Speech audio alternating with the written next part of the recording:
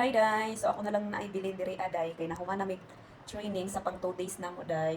So tanawa, ako na lang usa diri nang di na ko mga kauban kay over wa pa ni abot. So ayan guys, wala nang naiwan, ako na lang. So balik pa kami dito bukas. Ayan. So natapos din kami sa bayad, tsaka sa soft gel, tsaka sa bayad removal, sa gel removal. Then inshallah, bukas, tomorrow is we proceed to nail extension and gel polish and also nail art. Diba?